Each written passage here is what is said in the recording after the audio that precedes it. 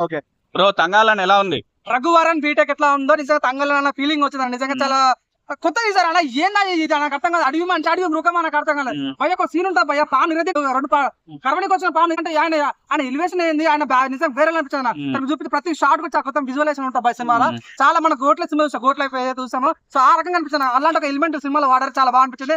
అంటే నిజంగా కొన్ని సీన్స్ ఉంటాయి భయ, అసలు ఏడిపించేస్తారు భయ. అంటే జేబీ సినిమా చూసినప్పుడు ఎట్లయితే ఏడిస్తామో అలాంటి సీన్స్ ఇలా కుప్పలు అయినా సో తన న్యాయ కోసం పోరాడుతున్న విజయం. అసలు తన విక్రమ్ తన విలనా హీరోనా అర్థం ఫీల్ ఉంటుంది. సో నిజం తన ఇంటర్వెల్ అంటే చాలా బాగా అనిపిస్తుంది. విక్రమ్ కెరియర్ లో అపరిచితుడు తర్వాత అంత పెద్ద కమర్షియల్ హిట్ రాలేదు, మధ్యలో అయ్యి వచ్చింది కానీ అనుకున్నంత ఆడలేదు. ఇప్పుడు ఇదేలా అనిపిస్తుంది? అపరిచితుడు అపరిచిత అమ్మ మోడీ ఆస్కార్ లెవెల్ సినిమా అనేది 100% సినిమా మాత్రం మంచిగా చాలా బాగుంది. ఆస్కార్ నేను టచ్ చేసే సినిమా 100% ఉన్నాను కదన్నా, మంచి సినిమా.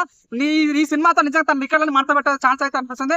చాలా అంటే చాలా నేను చెప్తున్నా మాటిస్తాను భయ్య, కలికి రికార్డు బద్ద కొట్టే సినిమా ఇదంటే ఇదే అని చెప్తాను. విక్రమ్ ఎంత మంచి యాక్టర్ మన అందరికి తెలుసు. ఈ సినిమాలో ప్రాపర్ గా వాడుకున్నారు ఆయన యాక్టింగ్ స్కిల్స్ ని. నిజంగా చాలా డిఫరెంట్ వాడు. అసలు నిజంగా తన బాడీ స్ట్రక్చర్ ఉంటుంది భయ్య, అసలు నిజంగా అసలు ఆ ఫీలింగ్ ఉంటుంది అన్నమాట. నిజంగా తను వేరే లోకంలో ఉన్న ఫీలింగ్ వస్తుంది. చాలా బాగుంటారు. చాలా అంటే గుండెలు కత్తుకున్న సినిమా తీస్తారు. చాలా బాగుంది నిజంగా. Director hats off. చాలా అంటే చాలా బాగా తీశారు.